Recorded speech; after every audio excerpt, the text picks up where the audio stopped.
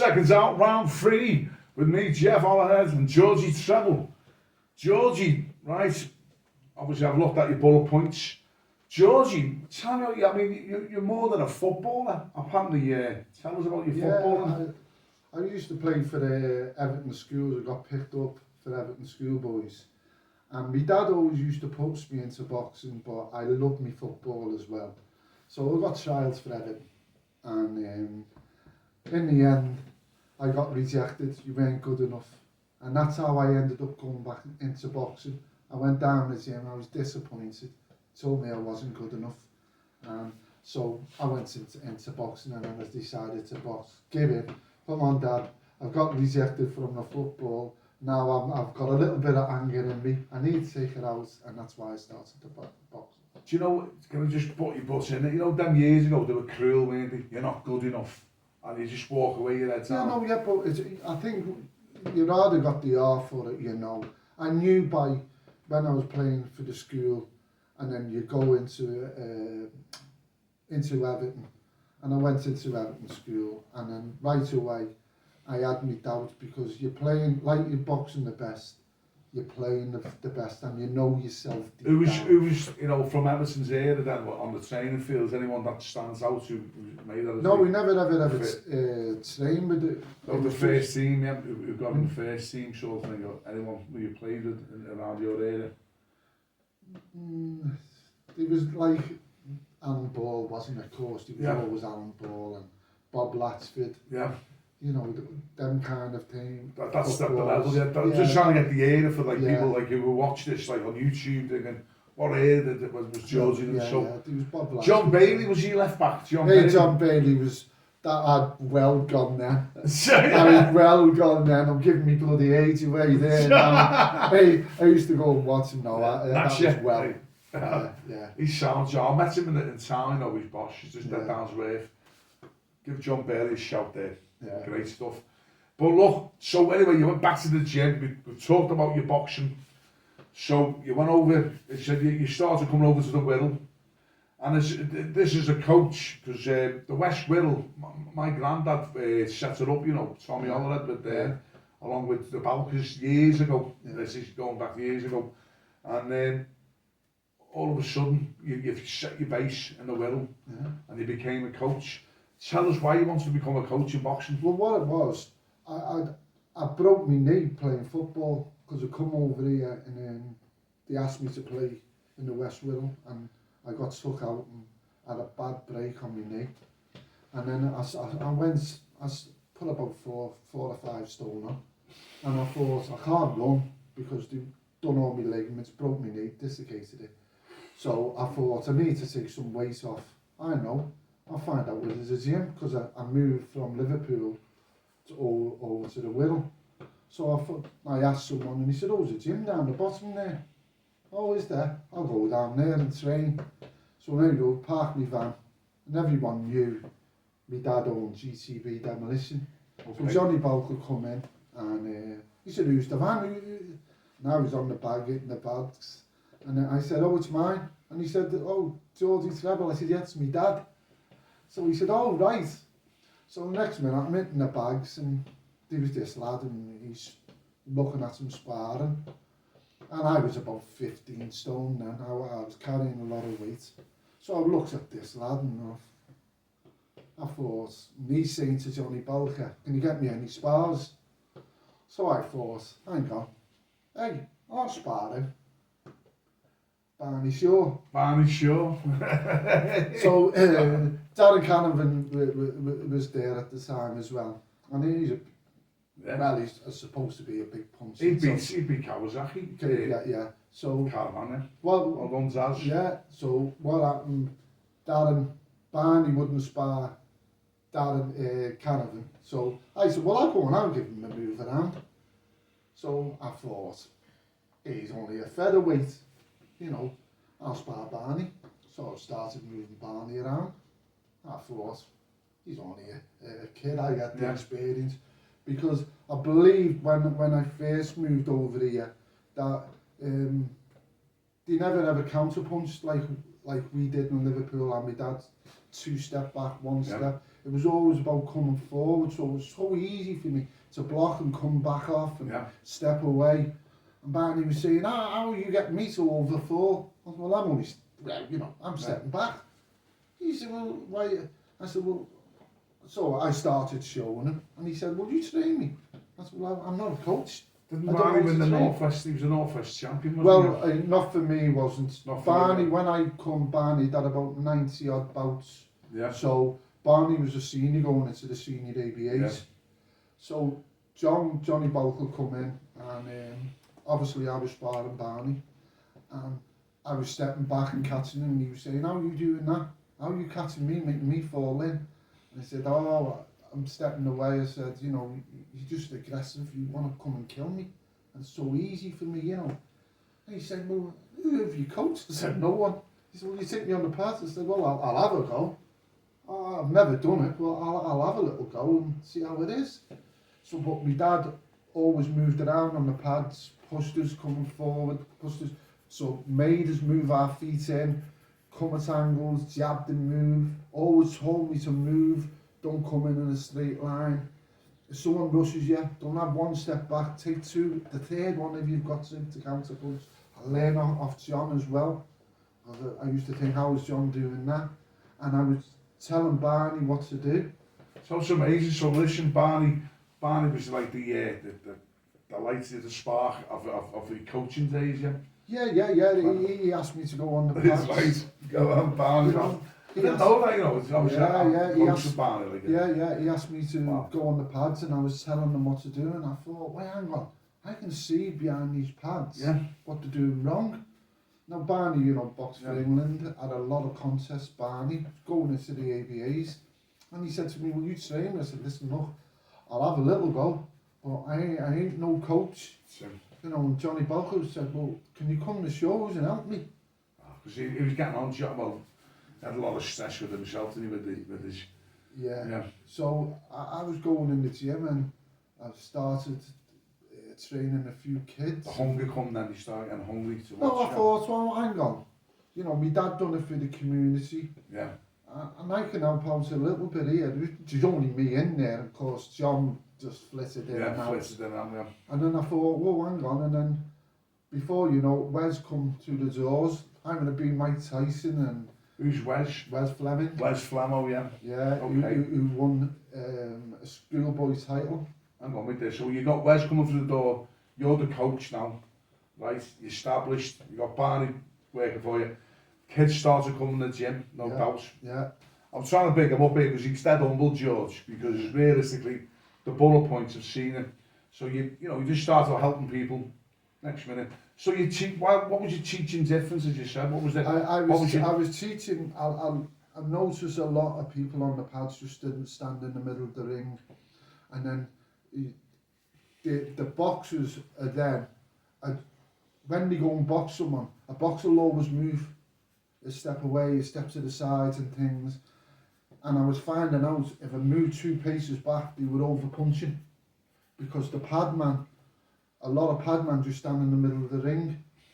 So I started moving back, and then I started asking my dad, I'm on these pads, because my dad was a great padman. Yeah. And my dad was saying, have your pads wide so they're rotating. If they're punching, arm punching, open your pads so they're rotating more. Then if they're good enough, use 1 pad because you've only got 1 head. You haven't got 2. So I use 1 pad then, and then I phone my dad up and I say to my dad, this boxing, he goes, you've got to go up and down the body, so I have 1 pad here, and I go to his house and he'd show me, and then I'd go back, and then I'd say to my dad, I've got this boxer, Dad, and he's not doing this wrong. Well, what's he not doing wrong? And I'd have a little chat to my dad, and I'd go back in, and then I'd go back in the gym and practice it, and of course, John matched one of the boxers up, and he was from, where was he from? 3 brothers come to box with me, matter of fact, and they were from, the Woodchurch. So, next minute, Johnny Bowker matches him up with this boxer, and I goes and we box on a dinner show. Only I found out this kid had just won the ABAs. And my boxer had only had a few contests. So I said to John, what have you done here? Now let's go, George. Do you know this kid's an ABA champion? Who was, do you know? He boxed for St Helens. Yeah. And he won the ABAs at 54 kilos. Okay. And as a lad boxed for me was called Lee. And I was only new at the game. Okay. I was only new at So the you game. got matchmates or you didn't get, you got like... Oh, we got well overmatched. And Yeah. it was called a dinner show. And I said to John, hang on, what are we doing here? Yeah. Alan, let's Lambs to the slaughter. Like, yeah. So I said, oh Christ. So it was a dinner show, it was a big dinner show. And he'd won the ABAs and people had paid tables, you know, for him to box. And I thought, oh my God, what's going on here? So I get him up and I said, listen, look, we got to defend here. Now, what's the lad warming up? And I said to John, hey John, do you mind if I go on the top? And he went, no. And that's when I thought, I need to protect this kid. So Gordon Thompson, I says to Gordon, he's been overmatched, this kid. He's at AB, and Gordon says, tell me about it. I said, okay Gordon, we've got to watch him, haven't we? Yeah. Because I knew, what my dad used to say to us, I've got to protect. I just listened. Yeah, listen. You pick things up. So next minute, this kid was cocky and he bounced off a rope and he had his hands down and he come straight off the rope.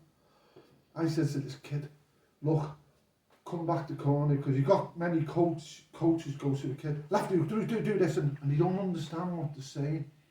And my theory is in the corner is just tell them a few things, because I've been in the corner with coaches and they go, throw the left hand, they do that. And the kid's gone, what's he what? Or the senior, what's he said to you? Wants a bit of water, a little bit of advice. Calm down. Now this kid was dropping his hands down, and he bounced off the rope. I thought, look, where's my opportunity? I said to this kid, whatever you do, when he drops his hand and he bounces off them nose cocky, turn your backhand and everything you've got, you hit in that backhand, because 60% comes from your bum and 40% comes from your legs, and turn it in. And he turned the shot and knocked him out. And I went, oh, the room. Go on, tell me about the room just went, whoop. And I went like that. No. And I went, good lad, we just knocked the ABA champion out with 7 bouts, and he just won the ABAs. And I jumped up in the ring. I've never seen a room so quiet in all my life. Boxing for England. Don't get lynched. Well, yeah. And I thought, come here, Lee. Let's get out quick. You know what I mean? So that was my first great experience with winning an ABA champion. Listen, straight away now, that's it. Hook, line and sinker. Yeah. That buzz, I just felt it. Yeah. The buzz went so straight in then. You're getting your confidence as a coach. You've done it. You've told him something which he learned. Yeah. He's executed it. You've won. Now, this is the start of Treble's reign. I can feel it. Yeah. So looking there, you got Wes coming in the gym. You said Wes Flemmo. We had Wes Fleming. We had he come in. What was Wes like as a boxer? Like he wanted to be like Mike Tyson. Okay. He had black boots. I want to be a heavyweight. He said he won't box with me as a heavyweight. He was only small, and I knew what it was about and how big, how big he was. And I'm looking at him. Said, "You're only a welterweight, a light middle. You're not boxing for me as that weight. I'm not taking you to box big lads that can punch and power. No, it's not happening. Go to another club." He's with Kev Ward then as well. Kev come down as his best mate, him and Kev. And I said, no, you're not boxing for me, at that weight. Well, I go to another club. He said, we'll go to another club and not getting your hurt. You're not going to get him hurt. I'm protecting him. I said, you're not big enough. So in the end, he come back and he trained his little art out. And Wedge had only had a few contests. I think he had 3. And we put him in the schoolboys. Okay. With 3 contests, Wes. And we get him down to what weight? Light middle. So that's what 11-2. Yeah, 11-2. 11-2 it was. So we get him down and he gets the weight down. So we boxes 2 lads in Liverpool and he knocks them out. He knocks them spark out. 2 favourites he knocks out. We box a kid from Newcastle then. So he comes in the changing room and he's captain the England team. He captained the England team. He was the young... This is an opponent, yeah. We're boxing in the championships now, and this is his third bout going in. So he runs down the corridor and he goes, you know who I am? I said, I know who you are, son. I hadn't had a clue who he was. Yeah. I was learning. Yeah. I was just learning then. Okay. So I watched him and he turns around and he's got Young England. I went, oh my God, here we go again, we're up against it. What do I do? So I'd seen Paul King, who was in charge, and I said, Paul, he said, he's always got a punching power. This kid can punch, George. He's not too top of our top lads out. We go for it. Okay. So I sees this kid warming up, nice, silky, fast hands, moving his feet. And I said to Wes, come on, let's ride the first round. Oh, George, we've got to. Meaning riding up, keep your hands up, have the mic, take what you can in the gloves, just pop your jab out now and again when you see the opportunities. I said, let's have a little look at him. So he's moving his feet and he's beating Wes to the punch all the time. He's in and out and he's throwing 2s and 3 shots. Then at the and I'm thinking, what do I tell the kid? And I'm thinking, what can I tell him to, that we can do? He was too good for Wes. He was too mobile, he was too quick. Then he started throwing us 4 shots to the body. And this left hook, but he was leaning right over to this left hook. So I said, Wes, when he throws that 1-2 and that left hook, he reaches over, turn that right hand over the top and hit him as hard as he can, same as this other lad. So I'm thinking, by experience, we can only knock this kid out. We're never going to win. So this kid goes 1-2 left hook. I said, Wes, go! Wes misses it. The kid, because he's too slow. Then he goes again, 1-2, and he says it, Wes, over the top. This big right hand over the top. He goes over. I'm like, stay down. He goes to the ropes. You see one of the Rocky films and he starts to get up the ropes. He's getting up now saying, no, stay down, stay down. He couldn't get up. Wes wins. Woo! Whoa, what a relief. Then we go... 3 fights. Yeah, 3 fights. And then we box in the quarterfinals. And then he boxes this other lad. And he's had 15 and he's won all 15. And we're up against it again. Sorry. Don't worry, little entourage, yours, little coffee in the chat. Yeah. Don't worry. There's 15 fights, so we're going to... Wes goes and we beat him. We beat him again. And then we boxes, and we boxed in Sheffield, and we boxed another lad who had 20 and 120. And he was a gypsy kid. And we travels up there. Wes was always up against a big, massive time. Yeah. And we goes up there and we're boxing in the final. Where was the final? Getting home? Sheffield. At Sheffield. So we're boxing a traveller now.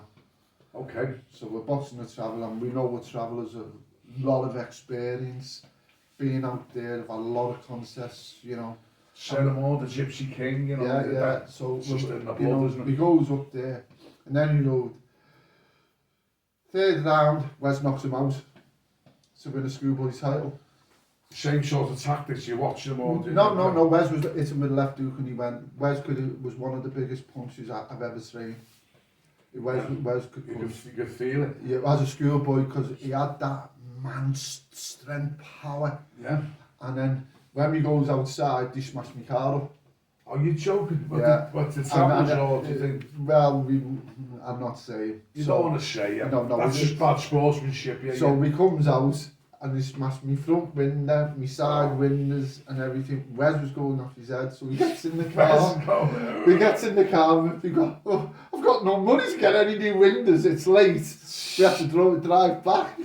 I put all flies in my face and Wes got down in the shingles, put the eases on. Yeah, but if Wes comes and we should get Wes to speak as well. Yeah, we'll get Wes on. And then we go east down and we got the eases on. We drive all the way home. There's flies hitting me in the face and everything. From Sheffield, yeah. From Sheffield. So no windows in. Do you have to go over the pass? Yeah. Yeah. Do you know what? So Wes will remember winning the championship then. I remember Wes winning that championship. Clear, that's why. So that's your first as a coach, that's your first champion. That was the first schoolboy champion then, and then... Okay, well stand by for part 4. We'll be talking more about the champions to be. Take care. You see...